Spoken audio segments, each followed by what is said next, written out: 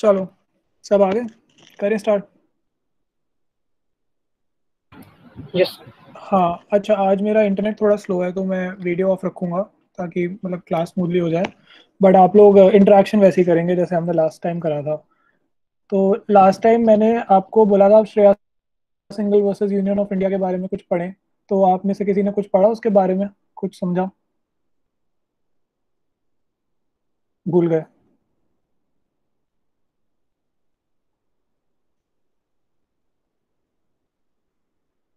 हाँ, हाँ ना, कुछ तो बोलो, कुछ नहीं होता। No sir. नहीं पढ़ रहा। चलो, ऐसे ये छोटी छोटी चीजें हैं या थोड़ा आपको खुद भी पढ़ना पड़ेगा। ऐसे भूलो मत क्योंकि क्लास में हमारे पास टाइम कम होता है, 1 घंटे में हम सारी चीजें डिस्कस नहीं कर सकते। तो इस वजह से थोड़ा थोड़ा आप खुद भी जो बताया जा रहा है उसके ऊपर 5-10 मिनट कोशिश करो। अनुराग ने लिखा है I tried reading that on India कानून। तो इंडिया कानून पे तो आप पूरा जजमेंट पढ़ने लगे होंगे। तो वो कम से कम 52 पेजेस का है। तो आप इतना डीप में मत जाओ। बट बेसिक बेसिक जो चीज़ें होती हैं वो आप पढ़ के देखो। जैसे अगर आप और कुछ नहीं तो उसका विकिपीडिया पेज पढ़ो, फर्स्ट पैराग्राफ पढ़ो, आपको आइडिया होगा। जैसे उस केस में क्या था, हमने इंफॉर्मेशन टेक्नोलॉजी एक्ट के बारे में बात करी थी लास्ट क्लास में। तो इंफॉर्मेशन टेक्नोलॉजी एक्ट में एक सेक्शन था 66A, जिससे उस केस में चैलेंज करा गया था। अब वो सेक्शन क्या कहता था कि इंटरनेट पे जो स्पीच होती है, जैसे अगर आप फेसबुक पे कोई स्टेटस डालते हैं या ट्विटर पे कुछ लिखते हैं, तो उसको भी रेगुलेट करा जाएगा। और अगर वो ऑफेंसिव मानी जाएगी या फिर बहुत सारे अलग अलग उन्होंने मार्कर्स दिए थे, अगर ऐसा कुछ होगा तो उसके खिलाफ आपको पनिशमेंट दी जा सकती है। तो फिर इस सेक्शन को चैलेंज करा गया कोर्ट में। जो पेटिशनर थी श्रेया सिंगल, उन्होंने बोला कि ये मेरे right to freedom of free speech and expression के खिलाफ है। तो कोर्ट ने इस बात को माना और फिर उस सेक्शन को इनवैलिड बोला। ठीक है। तो इस वजह से लैंडमार्क केस है कि इंटरनेट पे जो स्पीच होती है वो भी freedom of speech and expression के अंडर आएगी। तो अब आप लोग मुझे बताओ कि कौन सा आर्टिकल है जो freedom of speech and expression के बारे में बताता है।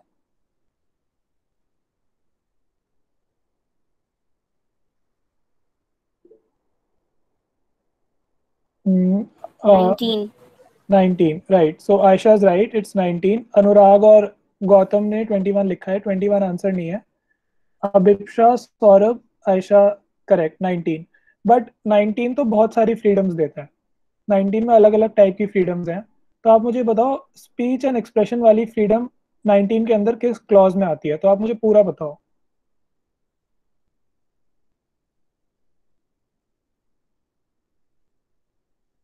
नहीं, और ट्राई करो।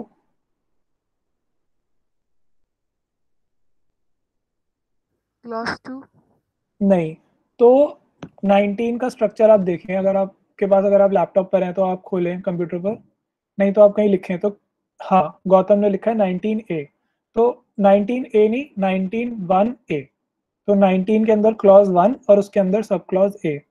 तो 19 जो आर्टिकल है उसका स्ट्रक्चर कैसा है कि उसमें क्लॉज 1 है, क्लॉज 2 है, 3 है, 4 है, ऐसे 6 तक क्लॉजेज हैं।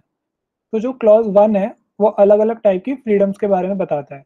जैसे एक हो गई फ्री स्पीच एंड एक्सप्रेशन, एक हो गया राइट टू असेंबल, जैसे एक जगह पे इकट्ठा होने का राइट। फिर एक हो गया freedom of trade and profession. ये सब आपने सुना होगा, स्कूल में आपने पढ़ा होगा सिविक्स में। तो अलग अलग टाइप की आपके पास जो फंडामेंटल फ्रीडम्स है वो 19(1) में है। तो free speech and expression a में है। ऐसे ही राइट टू असेंबल जो है आपका वो बी में है। और प्रोफेशन और ऑक्यूपेशन वाला जी में है। तो ऐसे 19(1) ABCDEFG तक आपकी फ्रीडम्स हैं। बट कोई भी फ्रीडम आपको एब्सोल्युटली नहीं दी जा सकती। आपको उस पर थोड़ा वो लगाना पड़ेगा, रिस्ट्रिक्शंस। कि अगर आपको फ्री स्पीच एंड एक्सप्रेशन है इसका मतलब ये नहीं है आप किसी को कुछ भी बोल दो। या फिर असेंबल है तो इसका मतलब ये नहीं है आप कहीं भी कुछ भी ले वेपन्स लेके ही असेंबल हो जाओ। और अगर प्रोफेशन है तो ऐसा नहीं है कि आप इलीगल प्रोफेशन भी शुरू कर दो। तो फिर उसकी जो रिस्ट्रिक्शंस हैं वो क्लॉज 2 से लेके क्लॉज 6 तक है। तो 1 आपको फ्रीडम्स देता है और 2, 3, 4, 5, 6 आपको रिस्ट्रिक्शंस बताता है। तो अब 19(1)(a जो है freedom of speech, free speech and expression, उसकी रिस्ट्रिक्शन 2 में है। 1B की रिस्ट्रिक्शन 3 में है। 1C की रिस्ट्रिक्शन 4 में है, ऐसे कर कर कर। तो आप ये एक बार सुनने में आपको थोड़ा कंफ्यूजिंग लगेगा पर अब आप अभी आपने सुन लिया तो जब आप आर्टिकल देखोगे तो आपको स्ट्रक्चर समझ आ जाएगा। तो ऐसे अगर मैं आपसे पूछूं कि freedom of speech and expression, तो आप सिर्फ 19 ना बोलो, आप अगर एग्जॉस्टिवली प्रिपेयर करोगे तो आप बोलोगे 19(1)(a). ठीक है, तो ये तो हो गई लास्ट क्लास की बात। अच्छा, लास्ट क्लास में एक हमने डिस्कशन करा था ईस्ट पाकिस्तान और वेस्ट पाकिस्तान पे। तो मुझे बाद में रियलाइज़ हुआ कि मैंने कंफ्यूजिंगली आपको बोला कि जो करंट पाकिस्तान है वो ईस्ट पाकिस्तान था और बांग्लादेश वेस्ट था, तो थोड़ा डायरेक्शन का कंफ्यूजन हो गया था। करंट पाकिस्तान जो है वो वेस्ट पाकिस्तान था और जो करंट बांग्लादेश है वो ईस्ट पाकिस्तान है। मतलब ये आप सिंपल डायरेक्शन से भी अगर आप देखेंगे कि एक इंडिया के वेस्ट में एक ईस्ट में है तो आपको वैसे भी याद रहेगा। पर एक ये मुझसे गलती हो गई थी तो मैंने सोचा मैं आपको बता दूं। और तो ये दो बातें हो गई। बाकी आपने वो डॉक पढ़ा फरवरी का? कितने पेजेस पढ़ पाए आप सब? मुझे लिखो आप चैट बॉक्स में, आप सब ने कितने कितने पढ़े?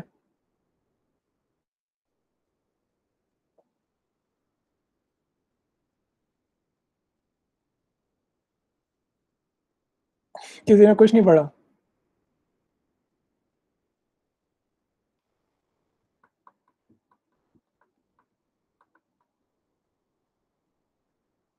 क्या हुआ गाइस, आज आप रिस्पॉन्ड नहीं कर रहे हैं कोई भी? बिल्कुल याद नहीं था, चलो। और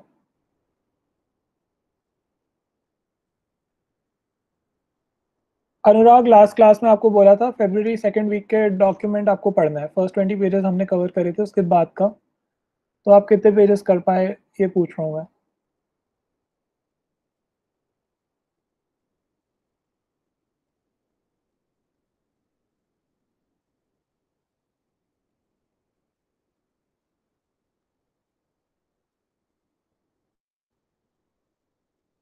फाइव।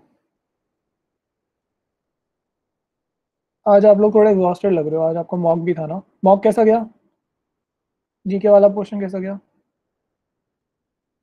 ये आप मुझे माइक ऑन करके बताएं, मॉक का थोड़ा मुझे बताएं, आप अपना फीडबैक बताएं। मैं सर उतना अच्छा नहीं था। ओवरऑल या सिर्फ जीके? ओवरऑल ही, जैसे कि फर्स्ट से 50 तक किए, उसके बाद टाइम चला गया बहुत ज़्यादा, 1.5 घंटा चला गया। आधा घंटा में जीके थोड़ा सा किए और लीगल थोड़ा सा किए बस। अच्छा, और बाकी सबका लेंदियर देन प्रीवियस वन? कौन से सेक्शंस लेंदी लग रहे हैं आपको? किस चीज़ में दिक्कत आ रही है कॉम्प्रिहेंशन पढ़ने में, क्या चीज़ है?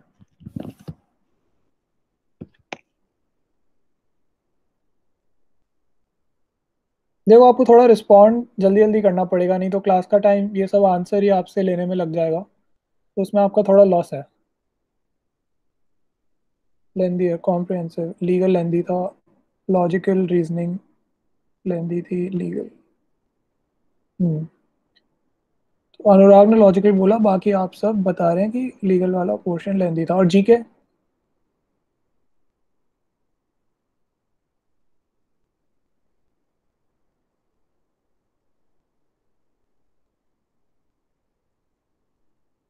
जीके का क्या था? जीके का कुछ फीडबैक दो आप।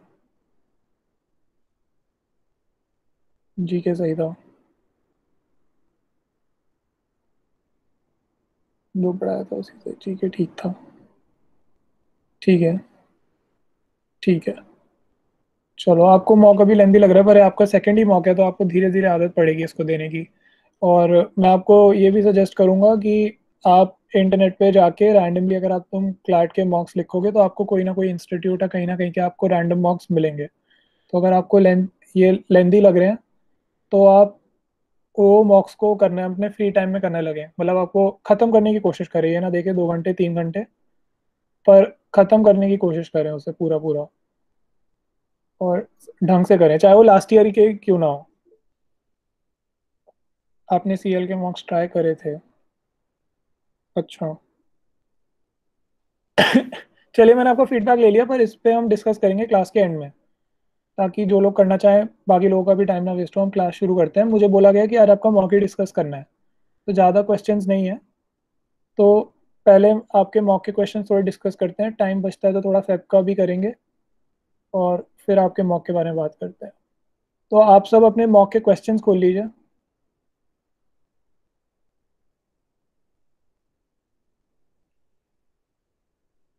जीके वाले पोर्शन के सब क्वेश्चंस खोल लीजिए अपने।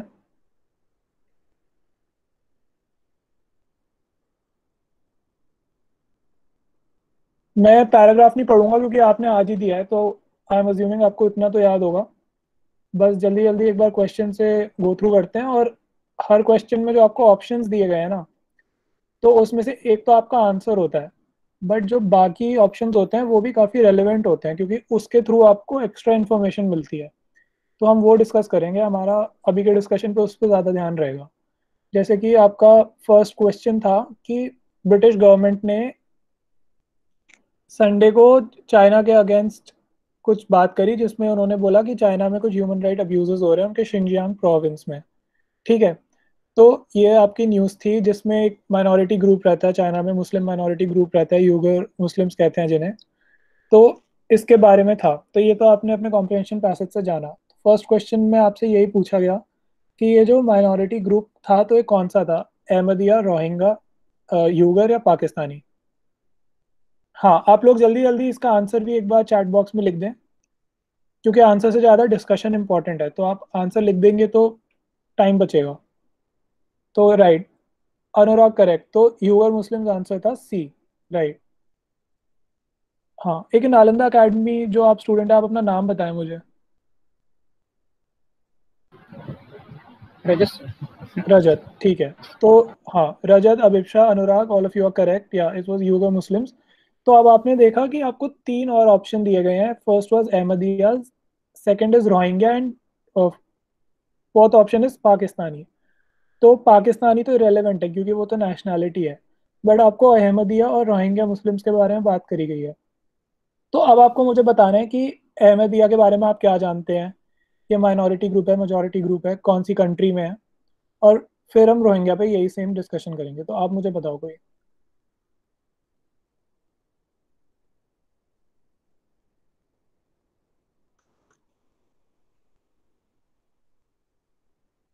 गैस करो, सही आंसर बताने की जरूरत नहीं है, बट डिस्कशन को कैरी करते रहो।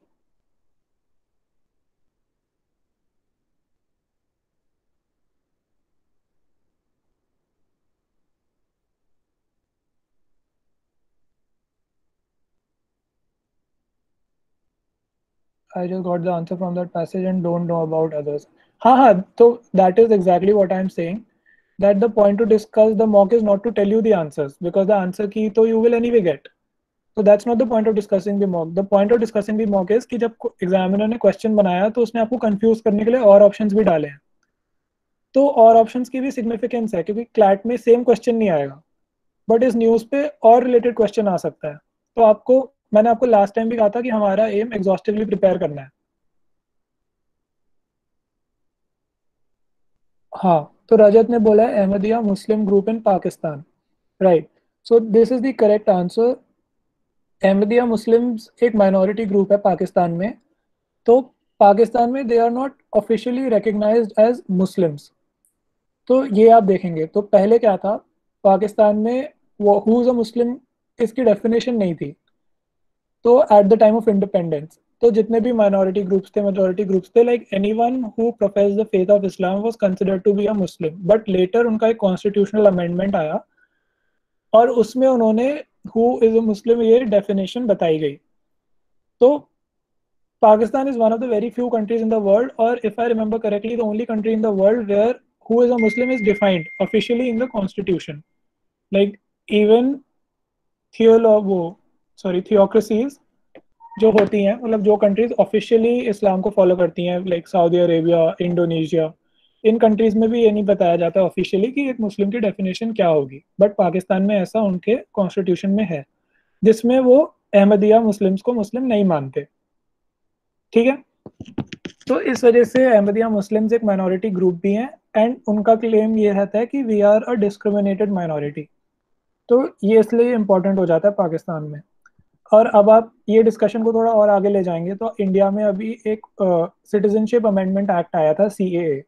ठीक है, तो उसमें भी आर्ग्यूमेंट्स आए थे कि जैसे इंडिया ने बोला कि इंडिया की नेबरिंग कंट्रीज जैसे पाकिस्तान, अफगानिस्तान, बांग्लादेश, इनमें जो Hindus, Sikhs, Muslims, Jains, Parsis हैं, अगर वो इन कंट्रीज से इंडिया आते हैं तो उनका जो सिटीजनशिप के प्रोसेस को एक्सपेडाइट करा जाएगा। मतलब जितना भी आपका थ्रेशोल्ड होता है इंडिया में रहने के लिए, इससे पहले कि आप सिटीजनशिप के लिए अप्लाई कर पाए, उस ईयर्स को घटा दिया गया है, 12 से आई थिंक 5 साल कर दिया गया। तो इंडिया में ये आर्गुमेंट उठा कि हम सिर्फ इन्हीं ग्रुप्स को क्यों ले रहे हैं, क्योंकि और माइनॉरिटी ग्रुप्स भी हैं हमारी नेबरिंग कंट्रीज में जिन्हें हमें कंसिडर करना चाहिए। तो उसमें उन्होंने, इंडियंस ने एक आर्गुमेंट रखा था कि अहमदिया ग्रुप्स भी है पाकिस्तान में, जो एक माइनॉरिटी ग्रुप है, और उनको भी हमें रेफ्यूज मतलब एक्सेप्ट करना चाहिए इनटू आवर पॉपुलेशन। तो ये सारा डिस्कशन कनेक्टेड है। तो हो सकता है अहमदिया का जो क्वेश्चन है वो आपको सीएए के क्वेश्चन पर आ जाए, या फिर हो सकता है आपको ये यूगर मुस्लिम्स वाले पर आ जाए। तो आप ये देखोगे कि आपकी और नेबरिंग कंट्रीज में कौन कौन से माइनॉरिटी ग्रुप्स हैं। तो पाकिस्तान में आपका हो गया ये अहमदिया। अब ऐसे ही अनुराग ने बोला रोहिंग्या इंडियन माइनॉरिटी ग्रुप है ना, नहीं। तो रोहिंग्या इंडिया में रेफ्यूजीज हैं, क्योंकि वो एक परसिक्यूटेड माइनॉरिटी है। परसिक्यूटेड माइनॉरिटी का मतलब होता है जिस कंट्री में आप माइनॉरिटी हैं उस कंट्री में आप पे शोषण हो रहा है या फिर आपको मारा जा रहा है, आप समझ रहे हैं, तो आपका परसिक्यूशन हो रहा है। तो उससे भागकर आप दूसरी कंट्री में आते हो, तो इस वजह से रोहिंग्या भागकर इंडिया में आए हैं, right. Yeah so you understood that. Now you tell me कि ये किस कंट्री की माइनॉरिटी है, like which is the country which is persecuting them because of which they are seeking refuge in India. Myanmar. Myanmar, right. तो Rohingya Myanmar में minority है, चलो इतना सब आपको पता है। तो अब मुझे म्यांमार का वो प्रोविंस बताओ, पर्टिकुलर प्रोविंस जिसमें रोहिंग्याज रहते हैं और जिससे उन्हें निकाला गया है, या वो भागकर जहां से आ रहे हैं।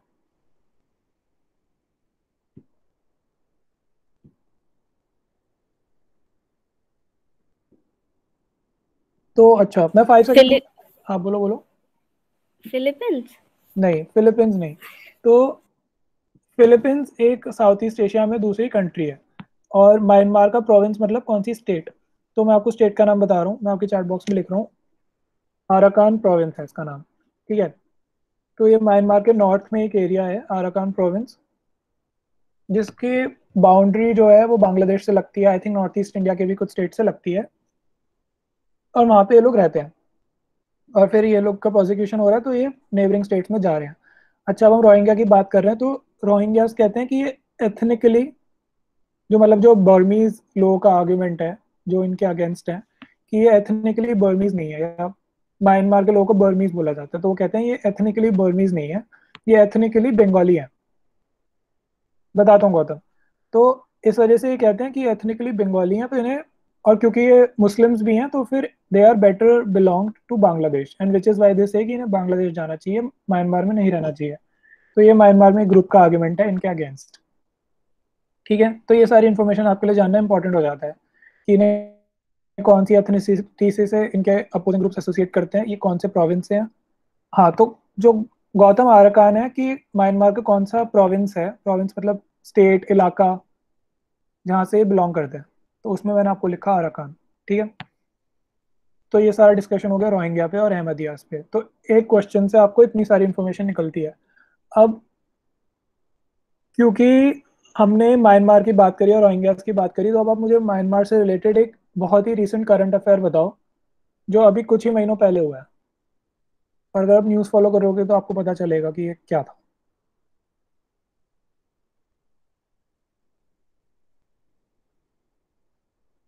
मिलिट्री कू। मिलिट्री कू, राइट। हाँ, सो आयशा इज करेक्ट। तो म्यांमार में अभी रिसेंटली एक मिलिट्री कू हुआ है, जिसे हम हिंदी में तख्ता पलट कहते हैं। तो जिस मतलब वहाँ की मिलिट्री ने वहाँ के जो इस्टेब्लिशमेंट है उसको टेक ओवर करके वहाँ के जो डेमोक्रेटिक इंस्टीट्यूशन है उसे हटा दिया, और अब वहाँ पे एक मिलिट्री सिस्टम आ गया है। तो ये एक रीसेंट डेवलपमेंट है म्यांमार में, जिसके बारे में मैं चाहूँगा आप थोड़ा पढ़ें, क्योंकि ये बड़े बड़े डेवलपमेंट्स पे क्वेश्चन आने की इम्पोर्टेंट वो क्या कहते हैं प्रोबेबिलिटी ज़्यादा रहती है। तो ये आपका सॉरी, ये आपका फर्स्ट क्वेश्चन हो गया। फिर सेकंड क्वेश्चन आपसे पूछा गया है, Xinjiang does not share borders with which of the following countries. इसका आंसर मुझे बता दो चैट बॉक्स में।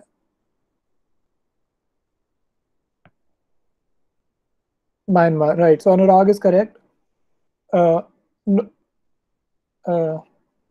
No Gautam, so the answer is Myanmar. तो आंसर इसका म्यांमार है। बाकी सारे जो ये इंडिया, पाकिस्तान, अफगानिस्तान से शिनजियांग का बॉर्डर लगता है। तो आप गूगल, इसलिए मैंने आपको कहा था लास्ट क्लास में, और मैं फिर आपको मतलब एडवाइस करूंगा कि आप थोड़ा अपना जो वर्ल्ड मैप पे ध्यान देते रहें, तो उससे ये सारे क्वेश्चंस आपके लिए और आसान होते चले जाएंगे। या दैट्स फाइन, दैट्स ओके, उसकी कोई दिक्कत नहीं है। यहाँ गलत हो लो, पेपर में नहीं होना चाहिए। ठीक है, तो अब जैसे हमने 4 कंट्रीज का नाम पढ़ा, तो अब मुझे जल्दी जल्दी ABCD सबकी कैपिटल बता दो। मतलब चैट बॉक्स में लिख दो, A की कैपिटल, B की, C की, D की।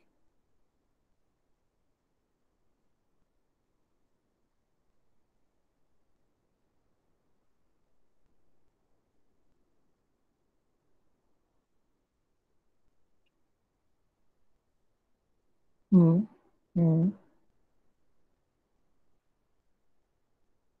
हम्म तो एक हाँ, तो जैसे अनुराग ने बोला A की कैपिटल बर्मा, तो हाँ, तो अनुराग A की कैपिटल बर्मा नहीं है।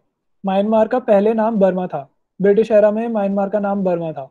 जैसे हमने लास्ट क्लास में पढ़ा, श्रीलंका का नाम पहले सिलोन था, वैसे ही म्यांमार का नाम बर्मा था, और फिर उसका नाम चेंज करके म्यांमार कर दिया गया। उसकी कैपिटल, हाँ,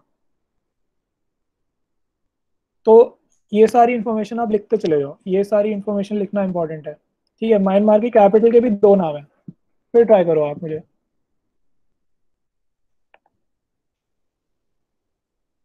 चलो मैं आपको बताता हूँ, म्यांमार की कैपिटल का नाम है न्यापिदो। ये मैं आपके चैट बॉक्स में लिखा है, आप लोग गूगल करेंगे तो भी आपको पता चल जाएगा। और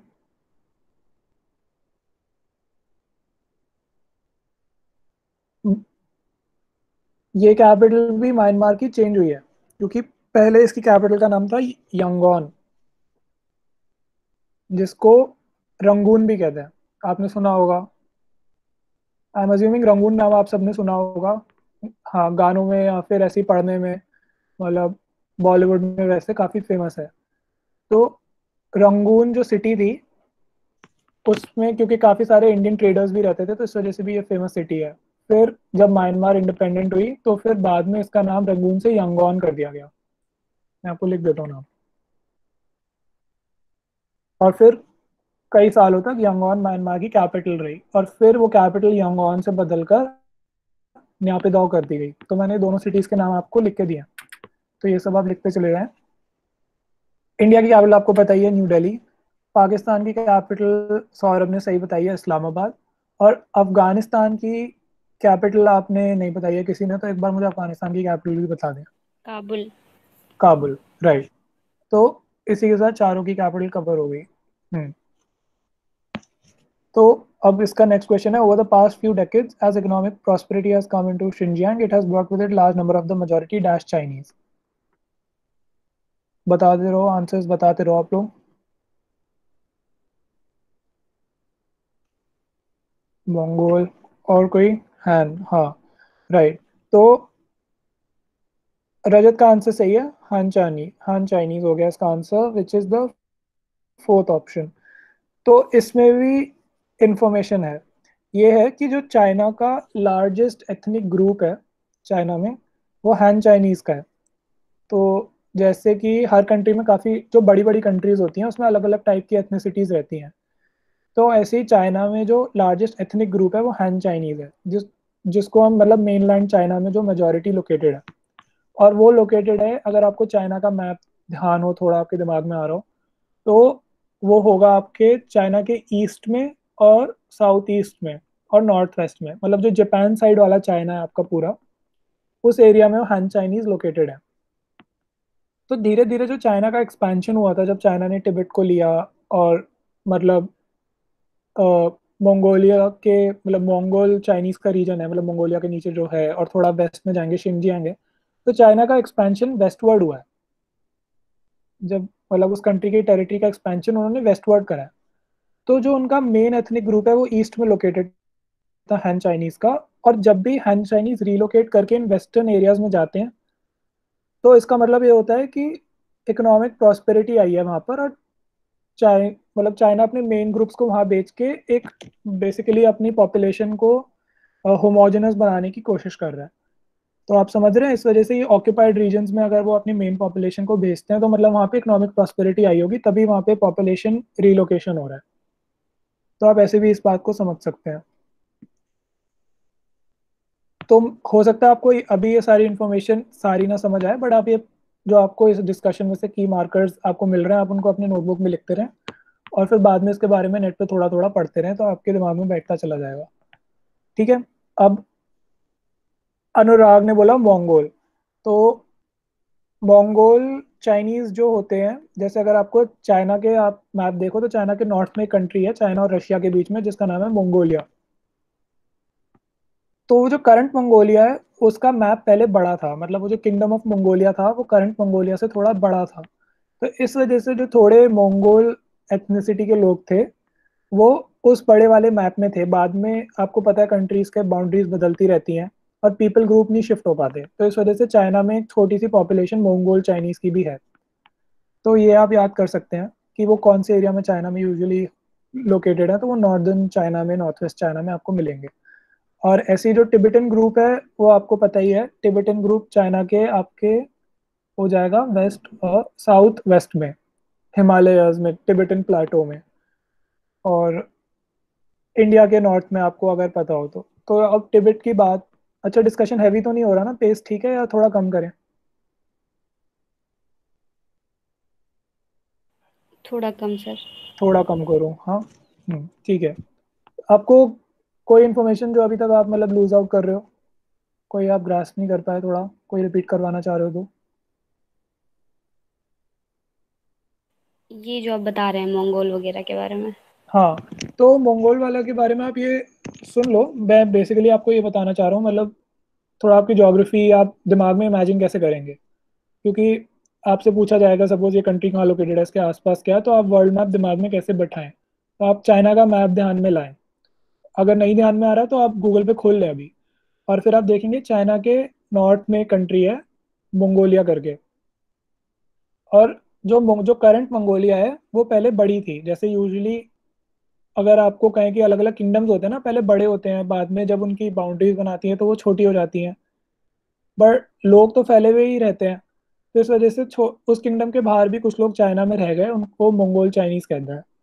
तो आपके लिए बस इतना इंपॉर्टेंट है इसमें कि चाइना के नॉर्थ में एक कंट्री है और उस कंट्री के एथनिसिटी वाले कुछ लोग चाइना में भी रहते हैं। अब वो पूरी तरह चाइनीज ही हैं, एथनिकली वो मंगोलियन है। बाकी आप मेन डिस्कशन जो अभी इस क्वेश्चन से हम निकाल सकते हैं वो टिबेट के ऊपर है। तो आप मुझे थोड़ा बताओ, आप टिबेट के बारे में क्या क्या जानते हो? सॉरी।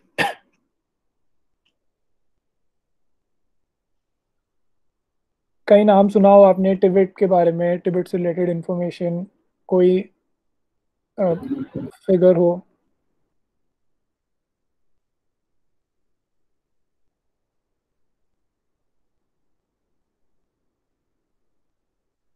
कुछ आपने ज़रूर सुना होगा, मैं ये नहीं मान सकता आपने टिबेट के बारे में या टिबेट से रिलेटेड कोई प्रोमिनेंट फिगर हो उनके बारे में ना सुना हो।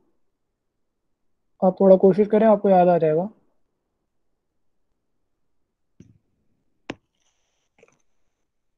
हम्म। हाँ, हाँ, अब आप सही लाइन पे जा रहे हैं। जैसे तो सौरभ का आंसर अनुराग ने दिया है। सौरभ ने पूछा कि जो तिब्बत से इंडिया मॉन्क आए थे, और हाँ, करते रहोगे सब, आप लोग काफ़ी इन्फॉर्मेशन दे रहे हो, सही इन्फॉर्मेशन दे रहे हो, आप करते रहें। तो अनुराग ने कहा उनका नाम दलाई लामा था, और रजत बता रहे हैं टिबेटन प्लाटो। राइट। तो तिब्बत का जो मतलब चाइना ने तिब्बत को ऑक्यूपाई करा, तिब्बत उससे पहले किंगडम था। और तिब्बत बेसिकली एक रिलीजियस किंगडम था, मतलब वहाँ पे जो रूलिंग अथॉरिटी थी और जो रिलीजियस अथॉरिटी थी वो सेम थी। और दो, तो मतलब तिब्बत के रूलर और तिब्बत के हाईएस्ट मतलब जो मॉन्क थे वो दलाई लामा थे। तो वहाँ वही वो रूल करते हैं और वही उनको उनके रिलीजियस लीडर होते हैं। तो उनका नाम हो गया दलाई लामा। तो जब चाइना ने तिब्बत को ऑक्यूपाई करा तो उस टाइम जो दलाई लामा थे, मतलब जो आप अभी देखते हैं न्यूज़ में दलाई लामा देखते हैं, वही थे। तब वो एज में छोटे थे, फिर वो तिब्बत से भागकर इंडिया आए। ठीक है। तो इसलिए ये बात इंपॉर्टेंट हो जाती है। तो आप दलाई लामा के बारे में पढ़ें, आप अपने नोट्स में दलाई लामा का नाम लिखें। और अब वो करेंटली कहाँ लोकेटेड है? अब आप में से कोई बता सकता है इंडिया के किस रीजन में दलाई लामा अब रहते हैं? धर्मशाला। धर्मशाला, राइट। तो मिलिंद ने सही आंसर दिया कि दलाई, तो जितने भी टिबेटन रिफ्यूजीज थे उन्हें, वो तिब्बत से भाग के इंडिया आए, और फिर इंडिया में उन्हें क्या कहते हैं, शरणार्थी कहते हैं, जैसे अगर आपने न्यूज़ में सुना हो तो। उन्हें इंडिया में अलग अलग जगह पे लोकेट करा गया। तो कुछ को कर्नाटका में करा गया, तो कर्नाटका में ऐसी उनकी एक छोटी सी पॉपुलेशन है। अगर आपने कभी दिल्ली विजिट करी हो तो दिल्ली में मजनू का टीला एक जगह है, जहाँ एक गुरुद्वारा है, उसके साइड में एक टिबेटन कॉलोनी है, तो वहाँ पे वो लोग लोकेटेड हैं। कुछ लोग उत्तराखंड में मसूरी में कॉलोनी है, और ऐसे ही उनका बिगेस्ट पॉपुलेशन जो रहती है वो धर्मशाला में रहती है, धर्मशाला हिमाचल प्रदेश में। तो वहीं पे ही दलाई लामा रहते हैं। हाँ। अब फिर रजत ने हमें एक इन्फॉर्मेशन दी, टिबेटन प्लेटो। तो जो टिबेटन प्लेटो है, वो उस टिबेट को क्या कहते हैं, रूफ ऑफ द वर्ल्ड। ये आप इन्फॉर्मेशन लिखें, जैसे अलग अलग सिटीज को अलग अलग नाम दिया जाता है ना, जैसे जयपुर को पिंक सिटी दिया जाता है, या फिर आई आई थिंक किसी कंट्री को बोला जाता है ना कि wheat basket of the world, या फिर rice bowl of the world, क्योंकि उस इन चीज़ों की वहाँ पे प्रोमिनेंस होती है, या ज़्यादा उगाए जाते हैं। ऐसे टिबेट को क्या बोला जाता है, रूफ ऑफ द वर्ल्ड। मैं आपको लिख के दे देता हूँ,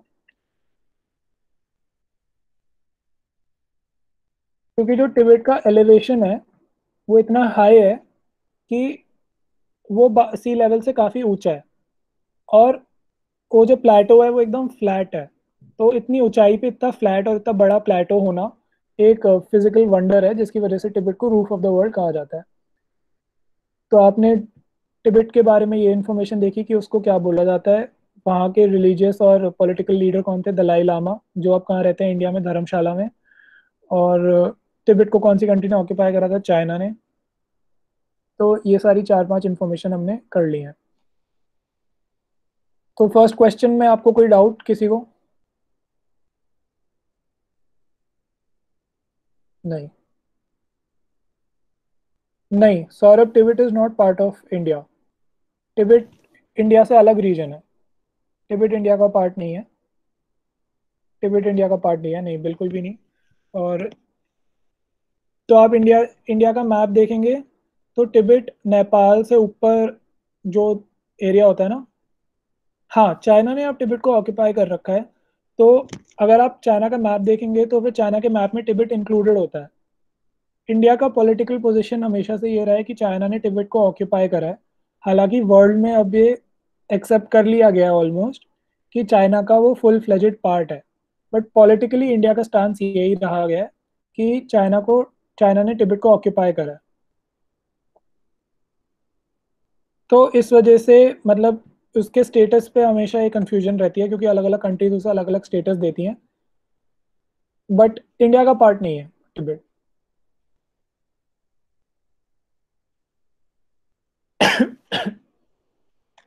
ठीक है, तो अब हम सेकंड क्वेश्चन पे आते हैं। ये बेसिकली फैक्ट बेस है, इसमें ज़्यादा चीज़ें डिस्कस की नहीं होंगी। 79 क्वेश्चन कहता है कि replace one with the following. Sorry, one क्या है? 2021 Dash has been honored with the Padma Vibhushan for his major achievements in the field of public affairs. Answer आप चैट बॉक्स में लिखते रहे सबका, किन्हें दिया गया था?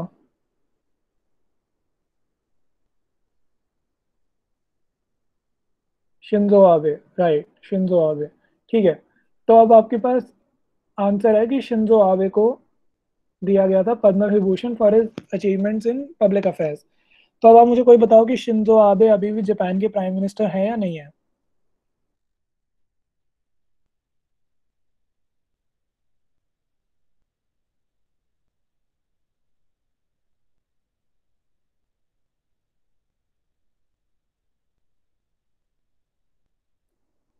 हाँ, हाँ, राइट। तो अनुराग और गौतम, आप दोनों का आंसर अनफॉर्चुनेटली गलत है। तो शिंजो आबे अब जापान के प्राइम मिनिस्टर नहीं है, चेंज हो गए हैं। तो अब आप मुझे कोई जापान के नए प्राइम मिनिस्टर का नाम बताएं। तो ये इन्फॉर्मेशन भी रिसेंट है, कुछ ही महीनों पहले ही अभी चेंज हुए हैं।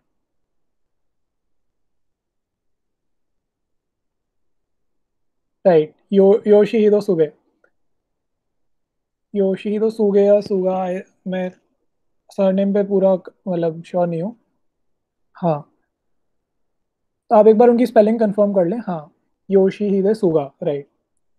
तो ये शिंजो आबे नहीं है, अब उनके नए प्राइम मिनिस्टर हैं योशिहिदे सुगा। तो इस वजह से भी जो कंट्रीज के प्राइम मिनिस्टर्स प्रेसिडेंट्स बनते जा रहे हैं, आप उन्हें याद करते रहें अभी के लिए। यूजुअली इस टाइम पे जो बनेंगे वो आपके क्लैट के टाइम पे भी वही रहेंगे, क्योंकि 3-4 महीने में बहुत ही कम कंट्रीज में इलेक्शन होगा या चेंज होंगे। बट आपका जब पेपर हो उससे एक हफ्ता पहले आप जो भी करंट प्राइम मिनिस्टर्स और प्रेसिडेंट्स हैं उनकी लिस्ट बना के मेन मेन कंट्रीज की याद कर लें, कि पेपर वाले दिन कौन सी कंट्री को कौन लीडर्स हेड कर रहे हैं वो आपको याद होना चाहिए।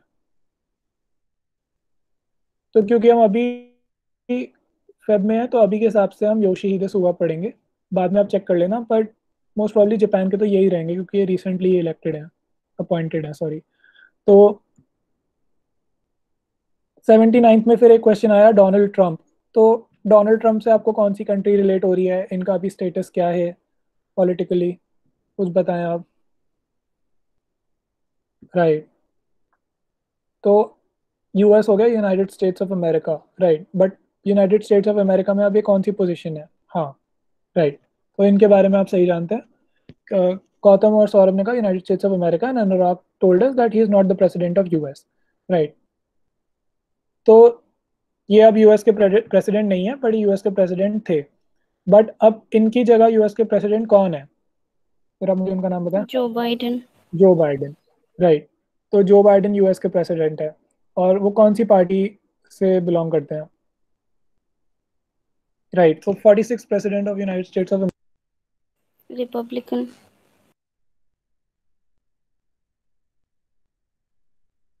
डेमोक्रेटिक और रिपब्लिकन। तो जैसे आप देखेंगे हर पार्टी से कलर एसोसिएटेड होता है। आप देखेंगे जैसे डोनाल्ड ट्रंप हमेशा जो कैप पहनते थे वो रेड कलर की कैप पहनते थे जिसमें लिखते थे make America great again. Right, तो क्योंकि उनकी पार्टी का जो कलर था वो रेड होता था, मतलब रेड से एसोसिएट करा जाता है, और ऐसे ही जो जो बाइडेन की पार्टी है उसको ब्लू कलर से एसोसिएट करा जाता है। तो यूएस में हमेशा बाय पार्टी इलेक्शंस होते हैं, बाय पार्टी सिस्टम है। जैसे इंडिया में काफी सारी पार्टीज होती है ना, एक एक इलेक्शन में 7-7 8-8 कभी 20-20 पार्टियां भी लड़ रही होती हैं, इंडिपेंडेंट कैंडिडेट्स भी होते हैं। ऐसा यूएस में नहीं है, यूएस में 2 पार्टी का सिस्टम है।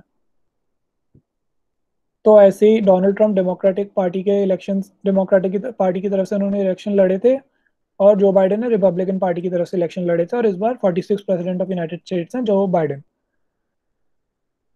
अब फिर सेकंड ऑप्शन था आपका बोरिस जॉनसन। तो बोरिस जॉनसन के बारे में आप क्या जानते हैं।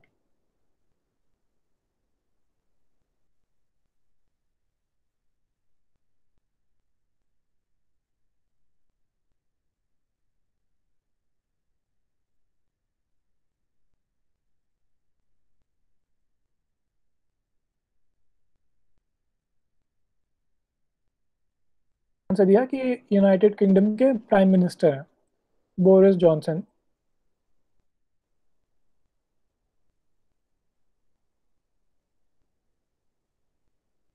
ये आप किसका आंसर दे रहे हैं रजत।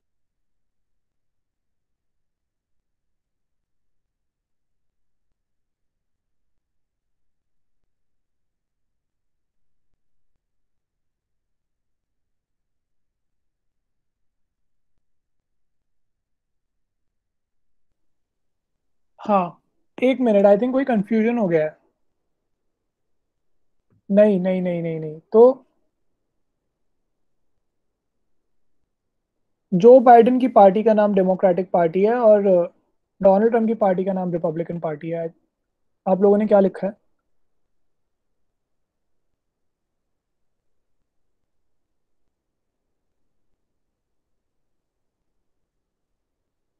एक मिनट, आप चैट बॉक्स में लिख दें, आई थिंक कुछ कंफ्यूजन हो रहा है यहाँ पे, तो आप मुझे प्लीज़ दोनों की पार्टीज का नाम जो भी आपने लिखा है वो एक बार आप लिख दें चैट बॉक्स में।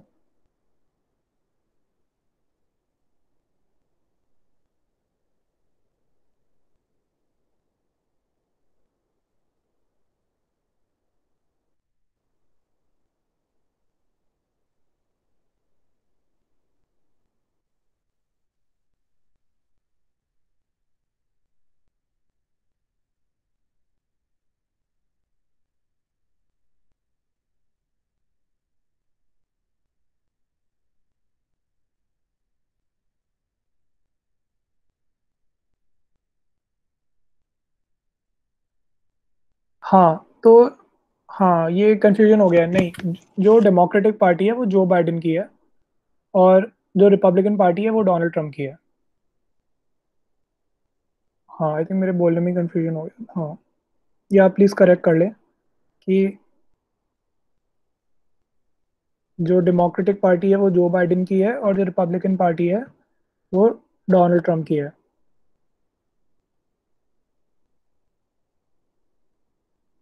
कमला हैरिस, हाँ, कमला हैरिस जो है वो यूएस की वाइस प्रेसिडेंट है। ये आप सौरभ सही कह रहे हैं, उनके बारे में भी आप लिख सकते हैं कि यूएस की वाइस प्रेसिडेंट है कमला हैरिस। तो ये सारा डिस्कशन हो गया। अब हम बोरिस जॉनसन पे थे। बोरिस जॉनसन यूके के प्राइम मिनिस्टर हैं। और फोर्थ ऑप्शन है आपका रनिल विक्रमानायके।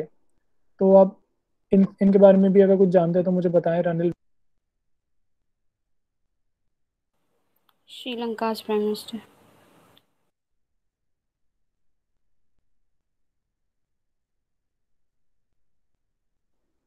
हाँ, तो रनिल विक्रमानायके की जो कंट्री है वो श्रीलंका है। बट वो श्रीलंका के प्राइम मिनिस्टर अभी नहीं है। तो ये आपको याद रखना होगा कि श्रीलंका के प्राइम मिनिस्टर रह चुके हैं बट अभी नहीं है। तो ये श्रीलंकन पॉलिटिकल लीडर हैं, और ये आप याद रख सकते हैं इनके बारे में। हाँ, एक मिनट, आप पूरा पूरा नाम लिखें। तो जैसे आधा नाम रजत ने लिखा है और आधा नाम सौरभ ने लिखा है। महिंद्रा राजपक्षे। हाँ, तो महिंदा राजपक्षे हैं अब। तो आप ये याद कर सकते हैं कि श्रीलंका के प्राइम मिनिस्टर अब कौन है। और ये विक्रमनायके जो थे ये रह चुके हैं बट अभी नहीं है। तो ये हमारा हो गया 79 क्वेश्चन। फिर 80 क्वेश्चन है, how many Padma awards were conferred this year. तो ये तो स्टैटिक इन्फॉर्मेशन है, तो इसका आंसर है D119। फिर नेक्स्ट क्वेश्चन है, पद्मा अवार्ड्स किस ईयर में इंस्टीट्यूट करे गए थे। ये अगेन स्टैटिक इन्फॉर्मेशन है जो आपको याद होनी चाहिए। इसका आंसर है B1954। Right, Sanjana is right, Gauri is also right. तो ये आंसर भी आप लोगों को सबको आता है। फिर Russia announced on Friday it was pulling out of the Open Skies Treaty. फिर when did the treaty come into force? तो इसका आंसर भी आप लोगों ने सही दिया है। इसका आंसर है D 2002। क्योंकि ये जो ट्रीटी थी ये 1992 में साइन हुई थी, बट ये जो इन फोर्स आई थी वो 2002 में आई थी। तो ये भी आपको आंसर आता है। फिर 83rd है कि क्या इंडिया इस ट्रीटी का पार्ट है, यस और नो। अनुराग, रजत, हाँ दोनों सही हैं आप। इसका आंसर है नो, बी। फिर next question, first proposed in 1955 by dash as a means to de-escalate tensions during the Cold War, fill in the blank।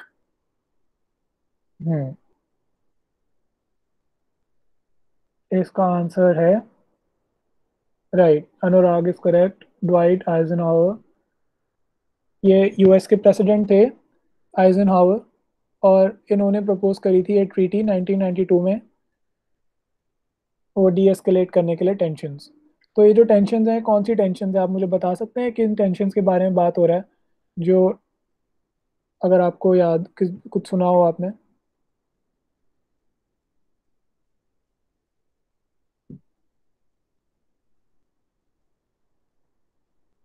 US और रशिया के बीच में ये second half of 20th century में कुछ tensions हुई, जिनको हम कोई एक टर्म देते हैं। तो आप मुझे उस टर्म का नाम बताएं, क्या कहा जाता है उसे। Cold war. Cold war, right. Yeah so Ayesha is correct, Anurag is also correct, cold war. तो ये यूएस और रशिया के बीच में कुछ टेंशंस थी। तो इसका रीज़न ये था कि दोनों ही कंट्रीज मतलब पॉलिटिकली काफ़ी स्ट्रांग थी, तो किसकी डोमिनेंस रहे वर्ल्ड में, तो इसको लेके। और एक और रीज़न ये था कि उस टाइम पे काफ़ी सारी जो कंट्रीज थी जिनको मतलब जो कॉलोनियली रूल्ड थी, तो अलग अलग जो, सपोज मेन तो ब्रिटेन ही था जो उन्हें रूल कर रहा था, वो अब धीरे धीरे इंडिपेंडेंट हो रही थी। तो एक बार वो इंडिपेंडेंट हो गई तो कोई कंट्री एकदम से, जैसे आप कहते हैं ना कि like it can not stand on its feet, so it needs support. तो obviously powerful countries can only come to their rescue and offer them support, right? तो फिर यूएस जाएगा तो वो अपने साथ डेमोक्रेटिक प्रिंसिपल्स लेके जाएगा, और अगर रशिया लेके जाएगा जो उस वक्त यूएसएसआर था, तो यूएसएसआर, सोवियत, आपने सुना हो यूनियन ऑफ वो Soviet socialist Republic, Soviet union. या सोवियत यूनियन, तो वो कम्युनिस्ट कंट्री थी, वो डेमोक्रेटिक कंट्री नहीं थी। तो वो अगर सपोर्ट करेगी तो ऑब्वियसली वो उसको वैसे पॉलिटिकली इन्फ्लुएंस करेगी। तो इस वजह से डिफरेंस ऑफ आइडियोलॉजी होने की वजह से दोनों कंट्रीज के बीच में उनकी, मतलब एक, आप कह सकते हैं कि नॉन फिजिकल फाइट थी, जिसको हम कोल्ड वॉर कहते हैं। इसी वजह से उसे कोल्ड वॉर कहते हैं, क्योंकि वो फिजिकल वॉर नहीं थी, बट एक डोमिनेंस और उसकी, क्या कह सकते हैं कि इम्प्रेशन की वॉर थी। तो अब इस, ये हमने बात कर लिया टर्म का। इसकी वजह से इसके टेंशन को डीएस्केलेट करने के लिए आइजनहावर ने प्रपोज करा इस ट्रीटी को। ये सब हमने बात कर ली। और बट आप मुझे कोई एक पर्टिकुलर इंसिडेंट आपको कोल्ड वॉर के टाइम पे पता हो, जो मतलब पॉलिटिकली काफ़ी इम्पोर्टेंट रहा, और जिसको ये भी माना जाता है, हिस्टोरियंस कहते हैं कि रशिया और, मतलब सॉरी, सोवियत यूनियन और यूएस ऑलमोस्ट एक न्यूक्लियर वॉर के मतलब ब्रिंक पर आ गए थे, like it could have happened and world could have seen us a world war 3। तो कौन सा ऐसा पॉलिटिकल मोमेंट था उस इवेंट के बारे में आप कुछ जानते हो? क्यूबा में यूएस ने अपनी मिसाइल्स वो कर दी थी। हाँ, तो आयशा, आप पार्शली करेक्ट हैं, आप सही कह रहे हैं। जो आपने क्यूबा बोला, तो इसको क्यूबन मिसाइल क्राइसिस कहते हैं। एक मिनट में आपको लिख दूँ चैट बॉक्स में, क्यूबन मिसाइल क्राइसिस। तो क्यूबन मिसाइल क्राइसिस था, बट यूएस ने अपनी मिसाइल्स नहीं करी थी, सोवियत यूनियन ने अपनी मिसाइल्स क्यूबा में भेजने की कोशिश करी थी। तो क्योंकि क्यूबा जो था वो एक कम्युनिस्ट कंट्री थी, और इस वजह से वो ऑब्वियसली रशिया की तरफ इंक्लाइन, वो सॉरी सोवियत यूनियन की तरफ इंक्लाइन थी, और वो उसको ज़्यादा और वो सपोर्ट करती थी। अमेरिका से बहुत करीब थी, इस वजह हाँ, से उन्होंने अपनी मिसाइल्स वहाँ वो की थी। Correct correct. तो अब ये आप बिल्कुल सही कह रहे हैं।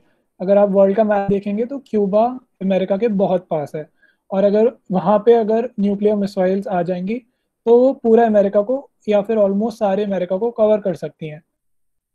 तो इस वजह से अमेरिका की पॉपुलेशन पे एक बहुत ही ज़्यादा इमिनेंट थ्रेट था। तो आप क्यूबन मिसाइल क्राइसिस के बारे में पढ़ेंगे या फिर यूट्यूब पे कोई वीडियो देखेंगे छोटी सी, तो आपको आइडिया लग जाएगा कि इससे और इससे रिलेटेड अफेयर्स के बारे में, फैक्ट्स के बारे में, तो आप ये पढ़ सकते हैं। तो ये क्वेश्चन भी हमारा पूरा हो गया। फिर नेक्स्ट क्वेश्चन हमारा है, Madhya Pradesh cabinet on Saturday approved the religious freedom bill of 2020 which provides for a prison term of up to 10 years and fine of 1 lakh for through marriage or by any other fraudulent means, State Home Minister Narottam Mishra said. Sorry, what will be, sorry, in place of 1? क्या है इसका answer बताओ?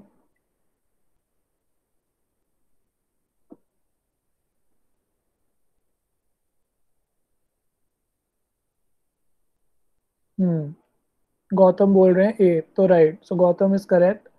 इसका answer है religious freedom act of 1968। ये तो static info है again. The bill is also known as, ये बताओ कोई मुझे। रजत कह रहे हैं ए। कोई और? गौतम कह रहे हैं A, Sanjana is also saying A, Saurabh is also saying ए।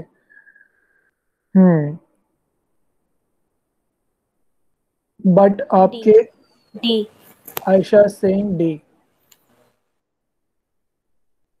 इस बार क्या बात, कोई कोई किसी ने सही नहीं बोला। आपके आंसर की में मुझे बता रहे हैं कि इसका आंसर है anti love jihad law, which is सी।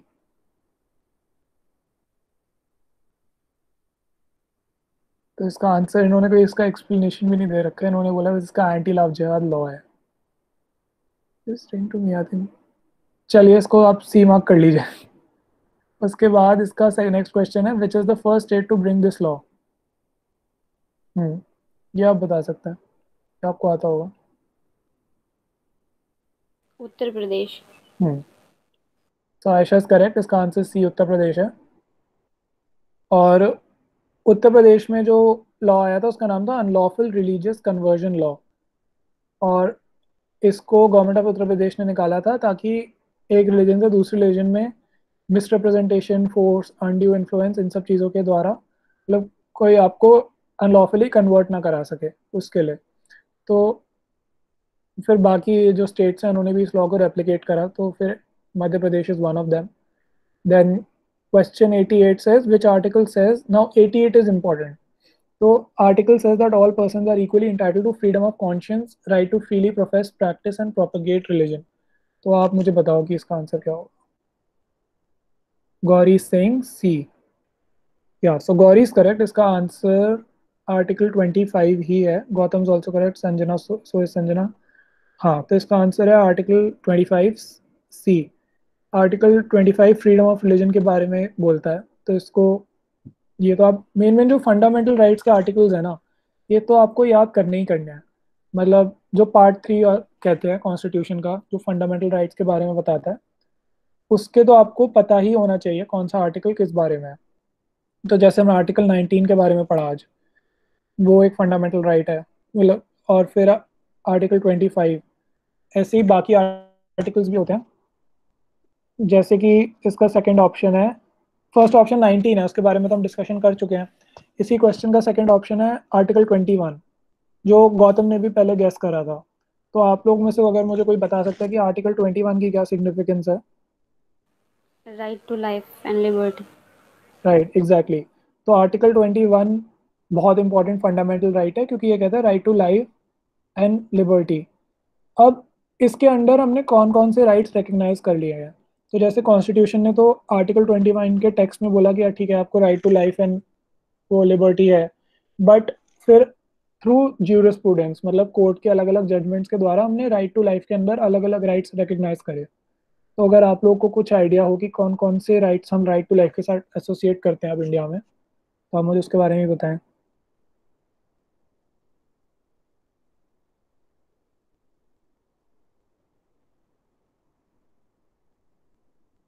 हम्म, करते रहो, गैस करते रहो। नहीं, तो नहीं, फ्रीडम ऑफ स्पीच नहीं गौतम। आप 21 और 19 में कंफ्यूज हो रहे हैं, आप पहले भी हो गए थे। फ्रीडम ऑफ स्पीच नहीं, सॉरी की कोई बात नहीं है, बस याद करते रहें। 19 is for freedom of speech and 21 is for life. But मैं आपको बताता हूँ, जैसे right to privacy, right to livelihood, ये सारे राइट्स हमने अब 21 के अंडर रिकग्नाइज करे हैं राइट टू लाइफ का पार्ट होने के लिए। कह सकते हैं अनुराग, ये हम कह सकते हैं, बट जो ये आप जो बात कर रहे हैं वो बेसिक आर्टिकल 32 में है। आर्टिकल 32 स्पेशली इसी के लिए ही है। तो आप इसको 21 ना लेके आप 32 पढ़ेंगे तो ये उसमें ज़्यादा फिट होगा। बट राइट टू प्राइवेसी को आर्टिकल 21 का पार्ट माना गया है, राइट टू लाइवलीहुड माना गया है। तो मतलब आप, आपके पास काम होना चाहिए उस सब के लिए।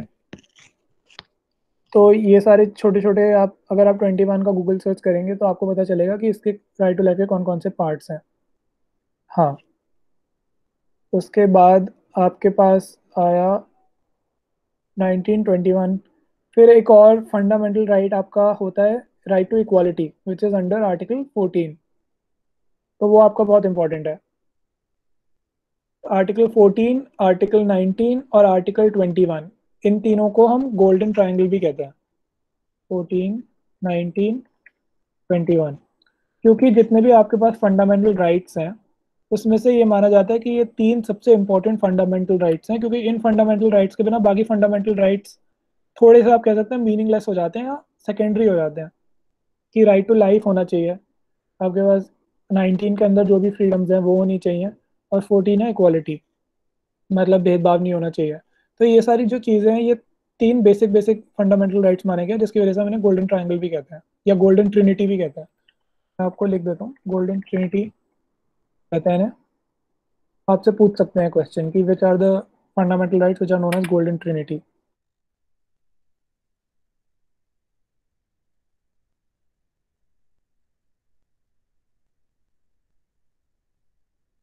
सॉरी, मेरा वो बंद हो गया था।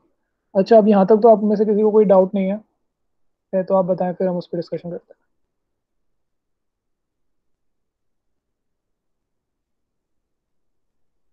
एक मिनट।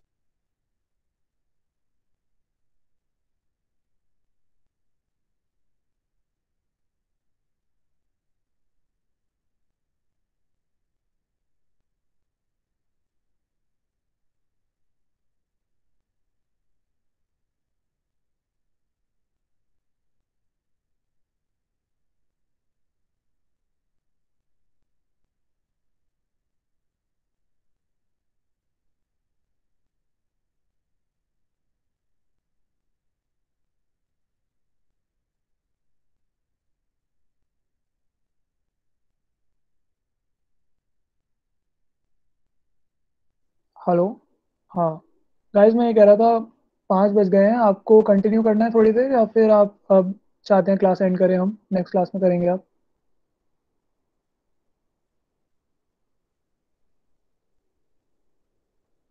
नेक्स्ट में करना चाहते हैं? नहीं नहीं, आप बताइए। या तो हम ये कर सकते हैं कि अभी आपका, एक मिनट, एक दो तीन, या तो मैं आपको जल्दी जल्दी सारे मॉक के आंसर्स दे देता हूँ जितने आपके मतलब क्वेश्चंस के बचे हैं, और हम जल्दी जल्दी डिस्कशन करके आई थिंक 5:30 तक बैठ सकते हैं, तो हम खत्म कर देते हैं ऐसे आज। मॉक तो एटलीस्ट खत्म कर ही लो आप अपना। ठीक है।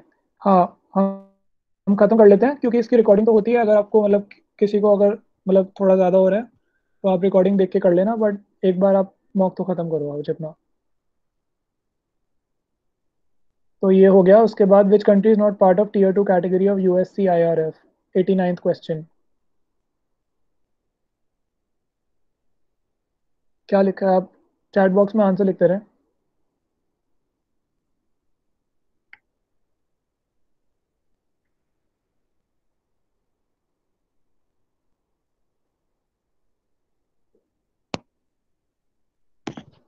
नहीं, तो इसका आंसर डी है, none of the above.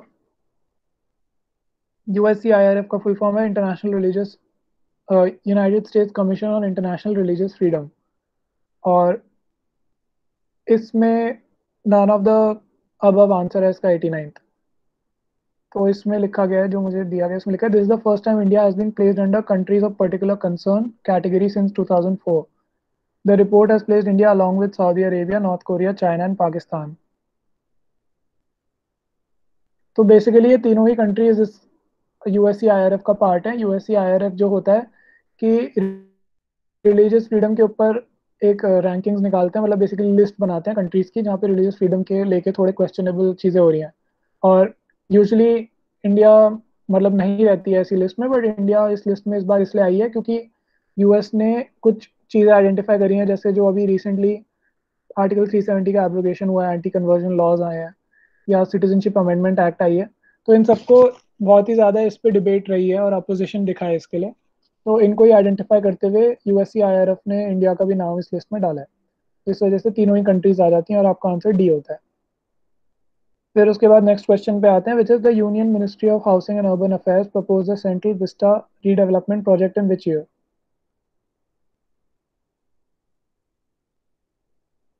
Gautam कह रहे हैं बी। सो या सो गौतम्स करेक्ट, इसका आंसर बी है, विच इज 2019। और सेंट्रल विस्टा रीडेवलपमेंट प्रोजेक्ट के बारे में अगर कोई कुछ जानता है तो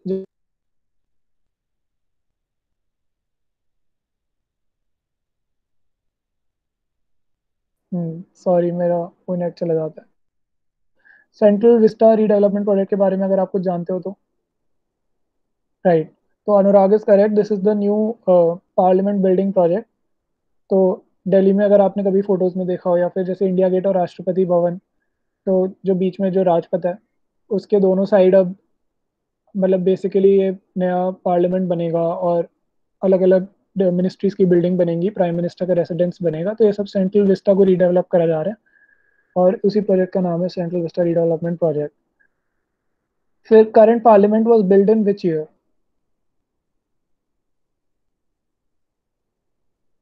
91 का 1927। तो अनुराग आंसर इज करेक्ट, इसका आंसर 1927 है। Static information again you will have to like remember it.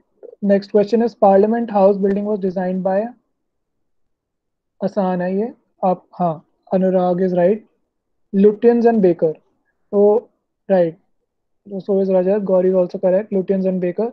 तो इसका आंसर ये है। तो आप मुझे लुटियंस और बेकर का फुल नाम बता दें, इनके बारे में अगर कुछ जानते हैं तो बता दें। इस पे थोड़ी इन्फॉर्मेशन है जो डिस्कस करी जा सकती है, कुछ भी आपको आता हो तो।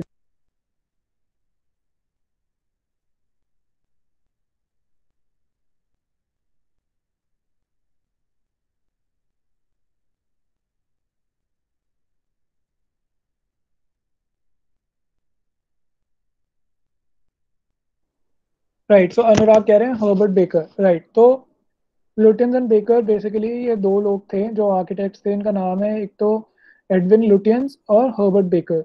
तो इन्होंने ही जो न्यू दिल्ली है, जिन्हें इस वजह से उसे लुटियंस दिल्ली भी कहते हैं, जिन्होंने न्यू दिल्ली को डेवलप करा था। और बेसिकली जब ब्रिटिशर्स ने कैपिटल शिफ्ट करी थी, उन्होंने जब दिल्ली को डिज़ाइन करा था to make India's new capital, तब उन्होंने इन्हें इनवाइट करा था डिज़ाइन करने के लिए दिल्ली को। तो इस वजह से दिल्ली में जितने भी न्यू दिल्ली में स्ट्रक्चर्स हैं, बंगलोज हैं, और जो मतलब हिस्टोरिकल बिल्डिंग्स हैं जो आप मतलब मिनिस्ट्रीज को हाउस करती हैं, ये सब एडविन लुटियंस और हर्बर्ट बेकर ने बनाई थी। अच्छा, इंडिया में एक और सिटी है जो प्लांट सिटी है, जो डिज़ाइन करी गई थी, तो उसका भी अगर आप नाम जानते हैं तो बता दें। चंडीगढ़। किसने बताया ये? मिलन। हाँ, मिलिन। सो मिलिन आंसर इज करेक्ट। ये सही है। Chandigarh is the answer. तो ये इंडिया फर्स्ट प्लांट सिटी कहते हैं चंडीगढ़ को। और ये भी आप मतलब याद कर सकते हैं जब भी किसी आर्किटेक्ट या वैसे क्वेश्चन आए।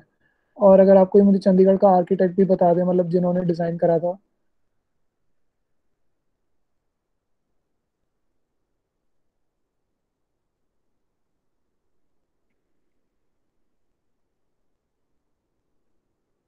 गेस करो, कुछ तो आएगा, करो।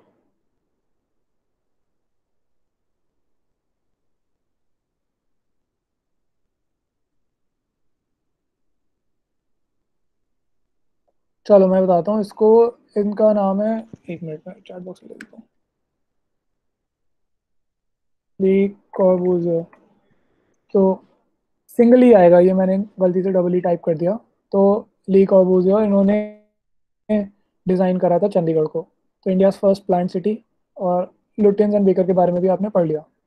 फिर ठीक है, 3 क्वेश्चन रहते हैं। हमारा नेक्स्ट क्वेश्चन है कि ये बेसिकली कोविड परफॉर्मेंस इंडेक्स के बारे में क्वेश्चन है। What will come in place of 2? Anurag says B, 93।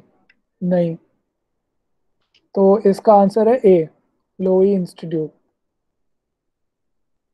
तो ये अगेन फ्रैंक लोई institute, independent think tank policy. हाँ, रजत सही कह रहे हैं। तो ये सब सही है। तो मैंने आपको जैसे लास्ट टाइम भी बताया था कि कोई भी अगर आपके पास इंडेक्स आता है कभी भी मॉक में, तो वो इंडेक्स कौन निकाल रहा है, आपकी कंट्री की क्या पोजीशन है, सबसे अच्छी कंट्री कौन है और सबसे बुरी कंट्री कौन है, ये 4 चीज़ें आपको बाय हार्ट करनी ही करनी है whenever information pertaining to an index comes to you. ठीक है, आप ये कर लोगे, आपके इंडेक्स वाले सारे क्वेश्चंस निकल जाएंगे। तो जैसे आपने यहाँ देखा, आपसे यही पूछा गया कि किसने निकाला गया इंडेक्स। फिर सेकंड क्वेश्चन भी यही है, what will come in place of 1। और 1 में यही है, dash and dash were ranked as best performing and worst performing countries. तो मतलब best performing country. Anurag says A. नहीं, नॉर्वे नहीं है इस बार। इसका आंसर बी है, न्यूजीलैंड। Gautam is correct. तो आपने देखा जैसे इसमें भी आपके मॉक में वही क्वेश्चंस आए। तो आप एज अ रूल ये 4 चीज़ें हमेशा याद करें। बेस्ट, वर्स्ट, किसने निकाला, आपकी कंट्री की पोजीशन क्या है। और एक फिफ्थ आप ये याद कर सकते हैं कि आपकी कंट्री की पोजीशन अच्छी हुई है या बुरी हुई है, और हुई है तो कितने मार्क्स से हुई है, मतलब बेसिकली कितनी रैंक से। फिर best performing nation in South Asia was 95th।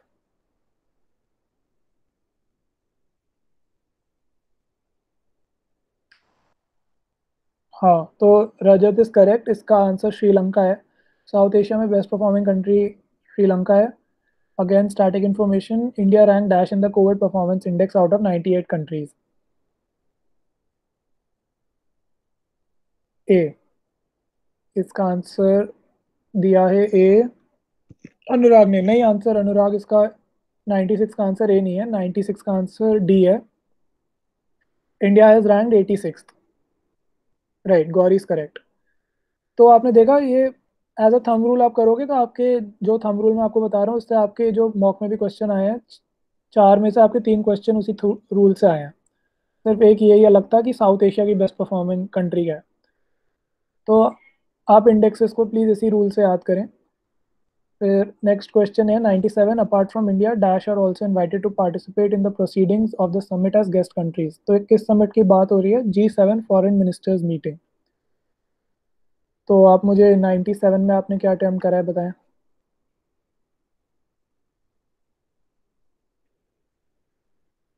Anurag has attempted A, which is Australia and South Korea. Right. So Anurag is correct. इसका answer Australia and South Korea ही है। इन्हें गेस्ट कंट्रीज की तरह invite करा है। तो जब जो G7 ग्रुप कंट्रीज है, आपको नाम से ही समझ आ रहा होगा, G7 मीन ग्रुप ऑफ 7। तो ये 7 कंट्रीज का ग्रुप है। इसका जो मीटिंग होगा, तो उस मीटिंग में जो मतलब मेन कंट्रीज होंगी वो वही 7 कंट्रीज होंगी, क्योंकि उन्हीं का ग्रुप है, उन्हीं की मीटिंग है। बट कुछ कंट्रीज को एज अ गेस्ट बुला लेते हैं। सपोज कोई पर्टिकुलर इशू उस मीटिंग में डिस्कस हो रहा है जिसमें उन कंट्रीज को वो बुलाना चाहते हैं, उनके ओपिनियंस लेना चाहते हैं, या फिर वो कंट्रीज खुद से उस मीटिंग का पार्ट बनना चाहती हैं because they believe they have something to gain from it और something to contribute to it, और if they will be affected by the decisions जो उस मीटिंग में हो रहे हैं। Like there could be various reason जिससे वो होना चाहें, तो उन्हें एज अ गेस्ट कंट्री के रूप में इन्वाइट करा जाता है। So this time these countries were Australia and South Korea, right. तो फिर next question is a static information की G7 ग्रुप कौन से साल में फॉर्म हुआ था? क्या अटेम्प्ट करा आपने इसका? गौतम ने करा इसका अटेम्प्ट 98 का डी। 1975। 1975 is correct. हाँ, तो इसका आंसर भी है। हाँ, इसका आंसर आयशा ने जो बताया वही है 1975। और तो अब जैसे यूजुअली हम बात करते हैं, लास्ट टाइम भी हमने करा, कोई भी जैसे फॉर्मल बॉडीज होती हैं, इनका यूजुअली कोई हेडक्वार्टर होता है या फिर एक सीट होती है। सीट मतलब जिस सिटी में वो बेस्ड होती है। और जो G7 ग्रुप है, ये सिर्फ एक ग्रुप है, इसका कोई हेडक्वार्टर नहीं है और ना ही इसकी कोई ऐसी सिटी है जिसमें ये बेस्ड है।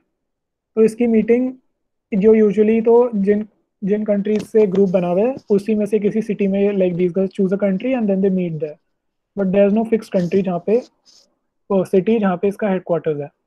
ठीक है। तो अगर ये क्वेश्चन आ जाए कि G7 का हेडक्वार्टर्स कहाँ पर है, तो आपको straight away none of the above लिखना है, क्योंकि आपको पता है इसके कोई हेडक्वार्टर्स ही नहीं है। तो next question is which are the following is not a G7 country? 99th D. D Singapore, right. So Ayesha is correct again. Canada, Italy, Germany, ये तीनों ही इसका पार्ट है। अब मुझे कनाडा, इटली, जर्मनी की कैपिटल्स बता दें अगर सब जल्दी जल्दी सब।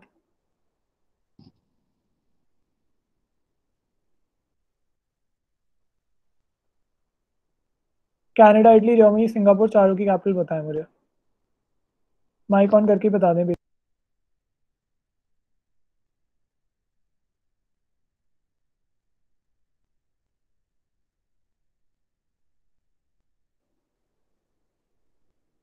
चलो,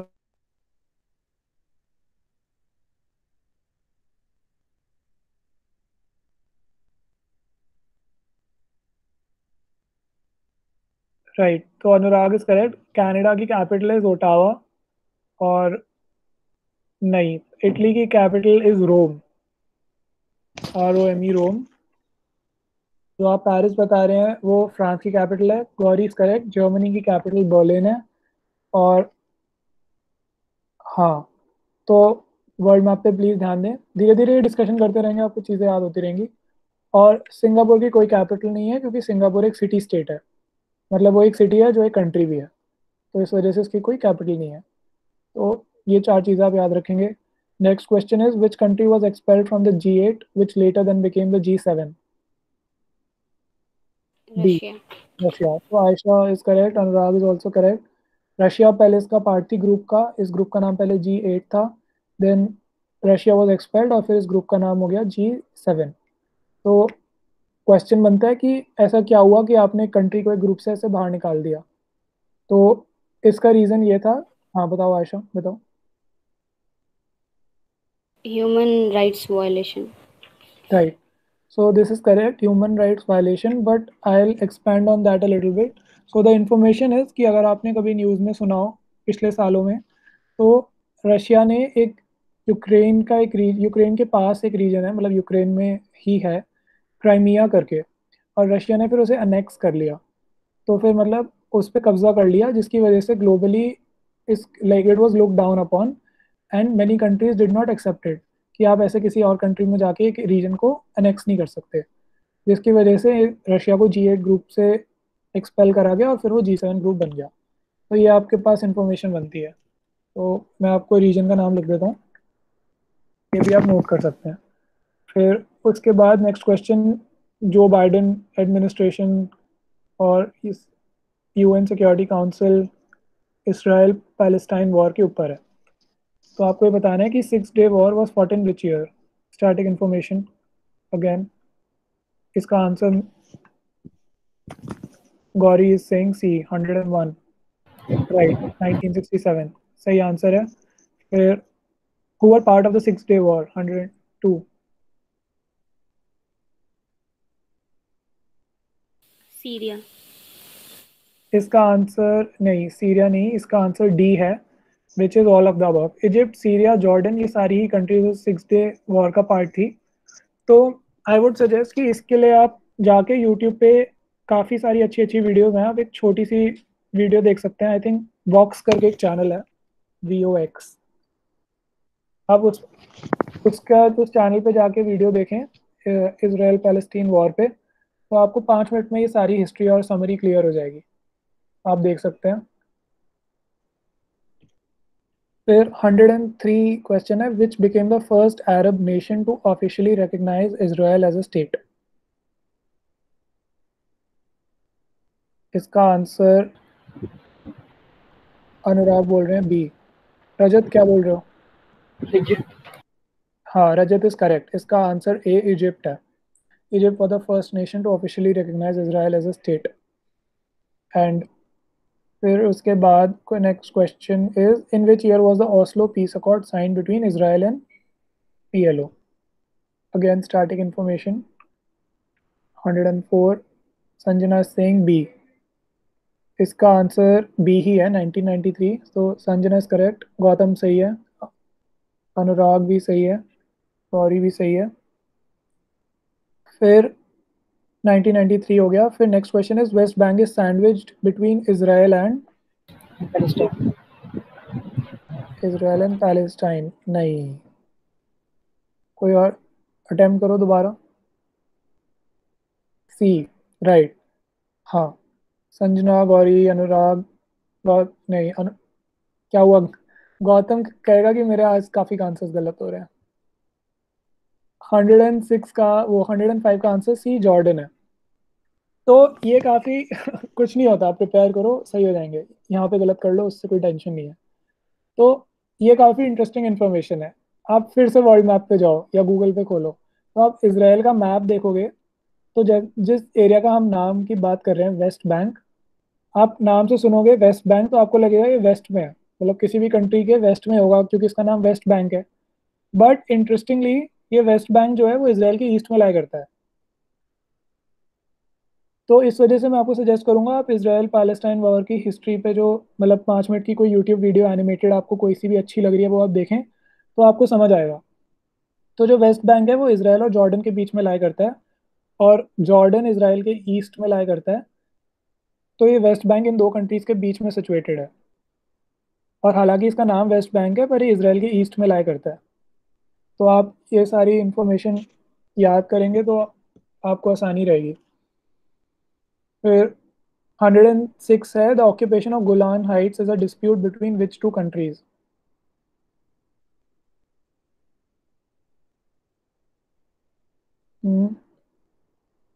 Gauri Sanjana says B, which is correct, Israel and Syria। हाँ, तो ये सारी इंफॉर्मेशन करेक्ट है, तो इसमें तो आपके ऑलमोस्ट सब सही हो रहे हैं। आप मुझे ये बताओ कि जैसे इसराइल के बारे में हमने इतना डिस्कशन करा, तो इसराइल की कैपिटल अगर आप में से कोई मुझे बता पाए।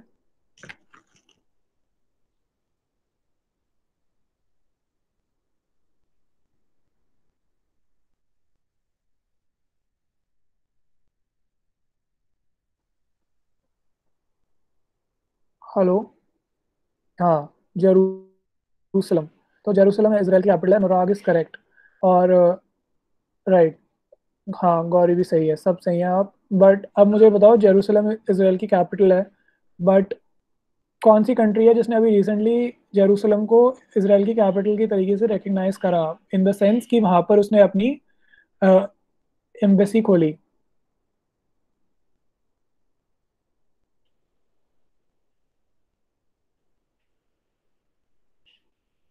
नहीं नहीं। तो यूजुअली जो, नहीं तो मैं आपको बताता हूँ। तो यूजुअली जो भी कंट्री होती है, उस दूसरी कंट्रीज उसकी कैपिटल में अपने फॉरेन मिशंस भेजती है। बेसिकली जो एम्बेसी लोकेटेड होती है वो उसकी कैपिटल में लोकेटेड होती है। बट क्योंकि इसराइल की कैपिटल जेरूसलम है और वो एक कंटेस्टेड सिटी है, मतलब उस सिटी में के लेके काफ़ी कंफ्यूजन है कि उस सिटी को सही कंट्री कौन होती है रूल करने वाली। इस वजह से कंट्रीज जो इसराइल में अपना फॉरेन मिशन भेजती हैं वो जेरूसलम में नहीं लोकेटेड होता, दूसरी सिटी में लोकेटेड होता है। बट अभी रिसेंटली एक वर्ल्ड की बहुत बड़ी सुपर पावर ने डिसाइड करा कि हम अपना फॉरेन मिशन जेरूसलम में ही लोकेट करेंगे। तो इससे क्या होता है, इसराइल का जो क्लेम है उस सिटी के ऊपर वो और स्ट्रांग हो जाता है। या हाँ, तो अब अनुराग सही कह रहे हैं, इसका answer United states of America है। तो ये इन्फॉर्मेशन आपके लिए इंपॉर्टेंट हो जाती है। राइट। तो ये हो गया। तो ये हमने डिस्कशन करा। फिर उसके बाद नेक्स्ट क्वेश्चन है आपका, चलो 2 क्वेश्चन और है बस। नेक्स्ट क्वेश्चन आपका है जीआई टैग्स पे, जोग्राफिकल इंडिकेशन टैग्स। तो 107 है, one can be replaced by, one क्या है? The GI tag will add dash is case against India at the EU. Pakistan. और रजत कह रहे हैं पाकिस्तान 107 का। राइट। तो ये, पाकिस्तान। हाँ, रजत करेक्ट, मिलिंद, आयशा, आप सब सही हैं, इसका आंसर पाकिस्तान है। फिर Geographical indications of Goods Registration and Protection Act was passed in which year? C. Gauri is right, 1999. और 109 क्वेश्चन है, which was the first Indian product to get the geographical indication tag? Darjeeling T. हाँ, Darjeeling T. तो ये भी आप सब सही कह रहे हैं। और मतलब आप जीआई टैग्स के बारे में आप लोगों को कोई इन्फॉर्मेशन है क्या होते हैं? बहुत ही लेमन लैंग्वेज में, मतलब आपकी समझ से जीआई टैग्स क्या होते हैं एक बार आप बता दें।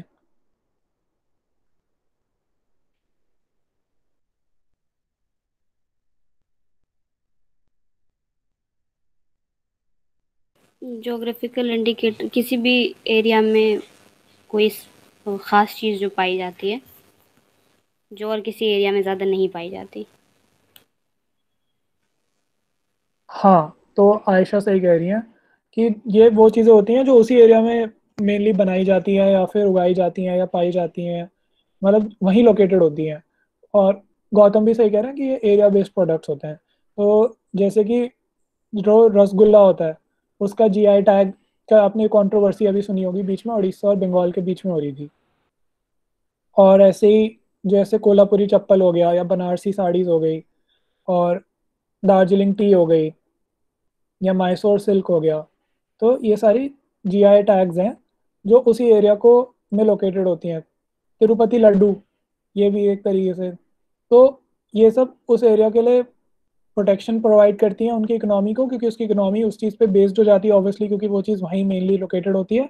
And also they give prominence, they give tourism. तो इस वजह से बहुत चीज़ों की वजह से ये इंपॉर्टेंट हो जाता है उन्हें प्रिजर्व करना। तो इनको रजिस्टर कराया जाता है। और जो जीआई टैग रजिस्टर होता है वो geographical indication of goods act 1999 के अंडर रजिस्टर होता है। और इसको करने, रजिस्टर करने की जो अथॉरिटी है इंडिया में, उसका नाम है controller general of patents, trademarks and designs. एक मिनट में आपको लिख देता हूँ ना।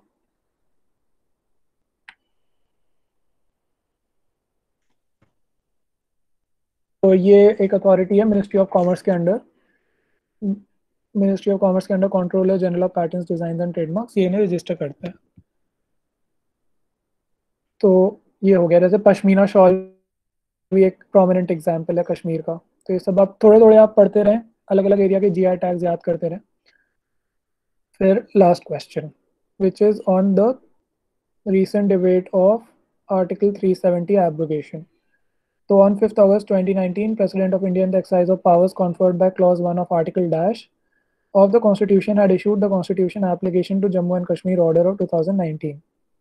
तो एक कौन सा आर्टिकल का क्लॉज 1 की बात हो रही है? अनुराग कहते हैं आर्टिकल 370, संजना, गौतम, हाँ तो आप सब सही हैं, इसका आंसर है आर्टिकल 370। और next question is article dash empowers the Jammu and Kashmir legislature to define the permanent residents of the state and their special rights and privileges.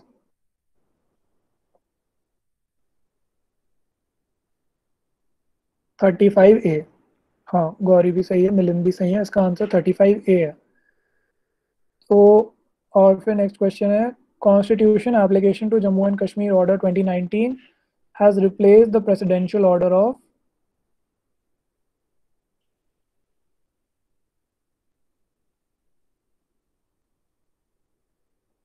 अनुराग कहते हैं सी, हाँ ये भी सही है आपका 1954, ये स्टैटिक इंफॉर्मेशन है। और 113 is dash will have an assembly like Puducherry and Delhi.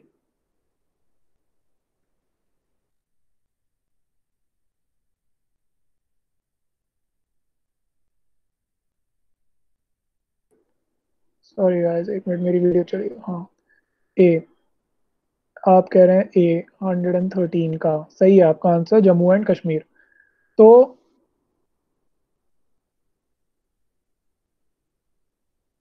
हाँ, तो ये क्या हुआ है, Jammu and Kashmir reorganisation bill हुआ है और इसमें जम्मू एंड कश्मीर को 2 यूनियन टेरिटरीज में डिवाइड कर दिया गया है, जम्मू एंड कश्मीर एंड लद्दाख, है ना।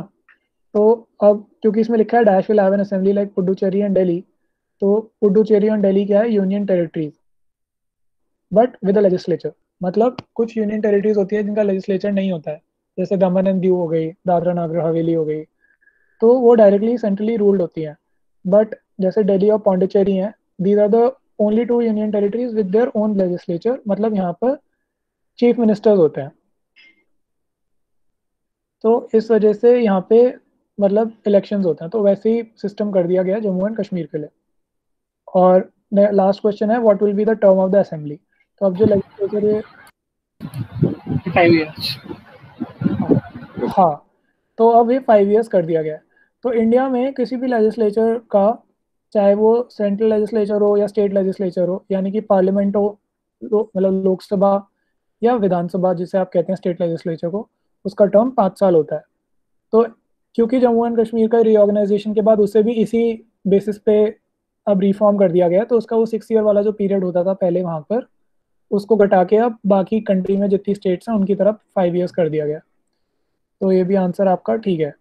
और आर्टिकल 370 के बारे में काफ़ी इन्फॉर्मेशन है, तो आई वुड सजेस्ट कि इसके बारे में भी आप कोई यूट्यूब वीडियो देख लें, क्योंकि आपको इन्फॉर्मेशन पता होना चाहिए। आप कई बार होता है कि आपको आलस आ रहा है, आप नेट पे नहीं पढ़ना चाहते हैं, तो आप यूट्यूब वीडियो देख लें, बट आप इन्फॉर्मेशन मतलब लेते रहें, आपको यहाँ से मिल रही है। तो ये सारी इन्फॉर्मेशन, तो ये हमारा मॉक पूरा कवर हो गया। आपको कोई डाउट हो तो पूछ लें, नहीं तो रैप अप करते हैं क्लास। गौतम जी आप क्या पूछ रहे हो, आर्टिकल कितने होते हैं? ये नहीं समझ आया मुझे आपको क्वेश्चन। नंबर कितने होते हैं, किस चीज़ के? आर्टिकल्स कितने होते हैं? नहीं, मुझे नहीं समझ आया कितने होते हैं मतलब। How many articles are there in the constitution? Okay. How many articles are there in the constitution? So I'm afraid I don't know the exact number of articles. तो ये आप एक बार गूगल कर लें, या फिर एक सेकंड रुको। संजना इससे 395 maybe. हाँ, तो नहीं, तो एक्चुअली क्या होता है, जो कॉन्स्टिट्यूशन होती है उसमें जब कॉन्स्टिट्यूशन प्रोमलगेट हुई थी, तो सपोज अगर उसमें 395 आर्टिकल्स थे, तो नंबर वाइज उसमें 395 आर्टिकल्स रहेंगे। बट आप अगर आपको कोई नया आर्टिकल लाना होता है तो आप यूजुअली क्या करते हैं, ए बी सी करके लाते हैं। तो जैसे आर्टिकल 35 के बाद आप नेक्स्ट आर्टिकल 35A ले आएंगे, और फिर आर्टिकल 36 आएगा। तो अगर आप नंबर वाइज देखेंगे तो आर्टिकल सपोज 395 ही रहेंगे, बट अगर आप एक्चुअल नंबर ऑफ आर्टिकल्स देखेंगे तो वो कई ज़्यादा हो चुके होंगे, क्योंकि 35 भी है, 35A भी है, तो ऐसे करके नंबर्स बढ़ जाते हैं। आप समझ रहे हैं, उनकी नेमिंग वाइज अलग हो जाती है और नंबर वाइज अलग हो जाती है। तो इस वजह से मैं चाहूँगा आप गौतम अपना आंसर एक बार या तो गूगल कर लें या फिर मैं आपको नेक्स्ट क्लास में बताता हूँ इसका। अरे सर, हाँ हाँ बोलो गौतम बोलो। यूनियन टेरिटरी का स्पेशल एक आर्टिकल होता है, उसे पूछ रहा हूँ कि आर्टिकल में कितने स्पेशल एक आर्टिकल यूनियन टेरिटरी का, जैसे कि दिल्ली और पुडुचेरी का एक यूनियन तो स्पेशल आर्टिकल है उसका डिवाइड देखा था समझ में। हाँ एक आर्टिकल तो है, स्पेशल प्रोविजन है। एक सेकंड रुको, मैं आपको बता ही देता हूँ, अभी सब कुछ बता देता हूँ।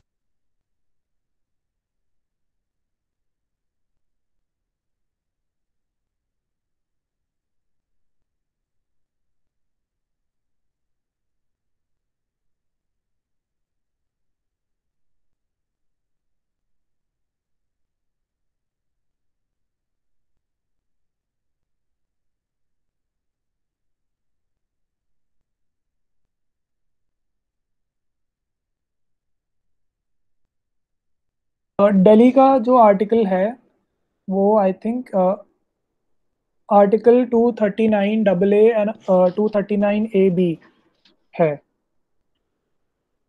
और ऐसे ही पुडुचेरी। सर हाँ प्लीज चैट बॉक्स में लिख देंगे। हाँ मैं लिख देता हूँ, एक second. But I would suggest कि आप इसे कंफर्म कर लें। मैं भी एग्जैक्ट आपको बता दूंगा, क्योंकि आई थिंक अब दिल्ली को लेके एक दो आर्टिकल्स हो गए हैं, एक से ज़्यादा हो गए हैं। आई एम अफ्रेड इसके बारे में एग्जैक्ट इन्फॉर्मेशन अभी मेरे पास नहीं है, तो मैं आपको बेटर रहेगा नेक्स्ट क्लास में बताऊं। बट आपने जो अभी डिस्कशन करा उससे मुझे एक ये इन्फॉर्मेशन अच्छी याद आई है कि आपने अगर अभी रिसेंटली न्यूज़ में सुना होगा, तो जैसे कल परसों ही, आई थिंक परसों की बात है, कि जो लेफ्टिनेंट गवर्नर ऑफ दिल्ली हैं वो अब दिल्ली में गवर्नमेंट बन गए हैं। आपने ऐसा कुछ अभी न्यूज़ में सुना हो तो? Yes sir. हाँ, तो दिल्ली क्योंकि एक यूनियन टेरिटरी है, तो यूनियन टेरिटरी में दिल्ली में स्टेट लेजिस्लेचर है, चीफ मिनिस्टर हेड करते हैं, और फिर उनसे ऊपर लेफ्टिनेंट गवर्नर होते हैं जो सेंट्रल गवर्नमेंट के रिप्रेजेंटेटिव होते हैं यूनियन टेरिटरी में। तो अब दिल्ली को लेके एक स्पेशल अमेंडमेंट हुआ है जिसमें बोला गया है कि जो गवर्नमेंट वर्ड का मतलब होगा दिल्ली के एडमिनिस्ट्रेशन को लेके, वो पहले क्योंकि दिल्ली की इलेक्टेड गवर्नमेंट माना जाता था, अब वो लेफ्टिनेंट गवर्नर हो गए हैं। तो अगर कोई भी गवर्नमेंट बोला जाएगा किसी डिस्कशन में, डॉक्यूमेंट के डिस्कशन में, तो ये अज्यूम करा जाएगा कि लेफ्टिनेंट गवर्नर को रेफर करा जा रहा है। और दिल्ली में जो भी डिसीजंस हैं सेंट्रल गवर्नमेंट की, अगर कोई इम्प्लीमेंटेशन होगी स्कीम की वगैरह की, तो लेफ्टिनेंट गवर्नर के थ्रू होगी। ऑल्सो अगर जो स्टेट गवर्नमेंट कोई नई स्कीम निकालना चाहेगी दिल्ली में, या फिर सपोज कोई चीज़ का डिस्ट्रीब्यूशन करना चाहेगी, तो उसके लिए भी उन्हें लेफ्टिनेंट गवर्नर से परमिशन लेनी पड़ेगी।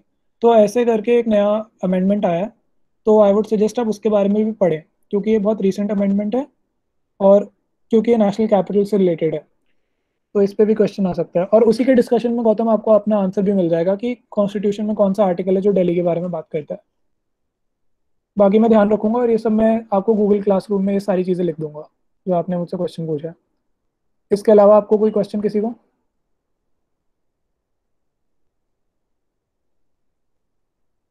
चलो ठीक है, आई एम अज्यूमिंग आपको कोई डाउट नहीं है। काफ़ी टाइम भी हो गया, आप सब अब रेस्ट करें थोड़ा सा। Next class I think Waqar sir या सूरज सर लेंगे, तो वो उनको मैं बोल दूंगा, वो फैप का कंटिन्यू कर लेंगे आपके साथ। ठीक है, thank you guys. Thank you sir.